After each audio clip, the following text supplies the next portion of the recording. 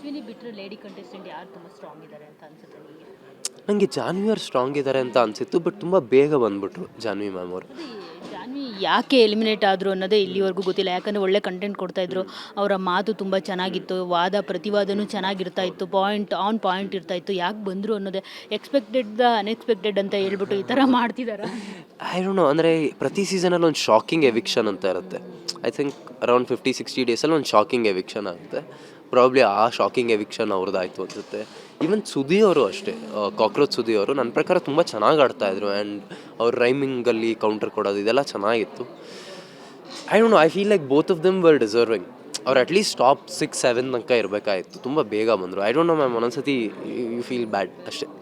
Okay, ಇನ್ನು ಕೊನೆಯದಾಗಿ ಹೇಳೋದಾದರೆ ಎಲ್ಲರೂ ಕೇಳುವಂಥ ಪ್ರಶ್ನೆನೇ, ಸ್ನೇಹಿತವರ ಮದುವೆ ಯಾವಾಗ ಅಂತ. ಎಲ್ಲರೂ ಯಾರು ಕೇಳ್ತಾ ಇಲ್ಲ, ನೀವೇ ಕೇಳ್ತಾ ಇರೋದು ನನಗೆ.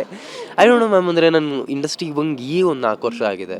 ಸೊ ನನ್ನ ಪ್ರಕಾರ ಈಗ ನಾನು ಕಂಡುಬಿಡ್ತಾ ಇದ್ದೀನಿ, ಸ್ವಲ್ಪ ನಾನು ನೋಡ್ತೀನಿ. And there are lot of things I want to do as an actor. ನಾನು ತುಂಬ ಕೆಲಸ ಮಾಡಬೇಕು ಆ್ಯಂಡ್ ತುಂಬ ಥರ ರೋಲ್ಗಳನ್ನ ಪ್ಲೇ ಮಾಡಬೇಕು ಅಂತ ಇದ್ದೀನಿ. ಮದುವೆ ಆಗಬೇಕು ಅಂದರೆ ಆಗುತ್ತದು.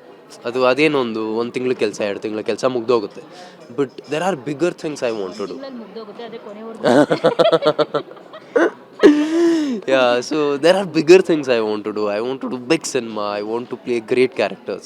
So ಆ ಥರ ಒಂದಷ್ಟು ಕನಸುಗಳಿದೆ. ಆ್ಯಂಡ್ ಆಗುತ್ತೆ, ನೋಡೋಣ. ಇದನ್ನು ಹೊರತುಪಡಿಸಿ ಬೇರೆ ಏನಾದರೂ ಮಾಡ್ತಿದ್ದಾರಾ ಸ್ನೇಹಿತವರು ಅಂತ? ಅಂದರೆ ಸಿನಿಮಾ ಸೀರಿಯಲ್ ಅನ್ನೋದು ಬಿಟ್ಟು ಬೇರೆ ಏನಾದರೂ ಬಿಸ್ನೆಸ್ ಆ ಥರದ್ದು ಏನಾದರೂ ಪ್ಲಾನ್ ಆಗಿರ್ಬೋದು, ಅದರ್ವೈಸ್ ಏನಾದರೂ ಮಾಡ್ತಿರೋದಾಗಿರ್ಬೋದು, ಆ ಥರದ್ದು? ಇಲ್ಲ ಮ್ಯಾಮ್, ಇದೊಂದೇ ಮಾಡ್ತಾ ಇರೋದು. ನಾನೊಂಥರ ಈ ಕುದುರೆಗೆ ಕಟ್ಟಿರ್ತಾರಲ್ಲ ಆ ಥರ ಹಾಕೊಂಡು ಓಡ್ತಾ ಇದ್ದೀನಿ.